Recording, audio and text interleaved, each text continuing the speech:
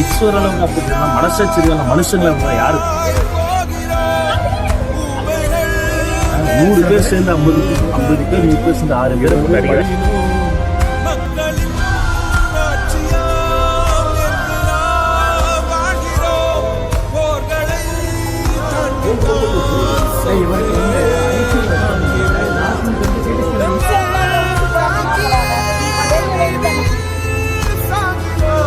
ஒரு தாய்மார் இருந்தா உங்க வீட்டுல ஒரு அக்கா தங்கச்சி இருந்தா நீங்க இந்த மாதிரி ஒரு நடந்துப்பீங்களா? இன்னும் பிரெக்னெண்டா இருக்கீங்கன்னு கூட உங்களை அடிச்சாங்களா?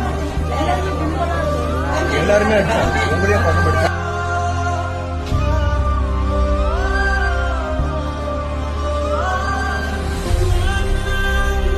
வந்து அடிக்கிறாங்க, தகாத வார்த்தையில பேசுறாங்க போலீஸ்.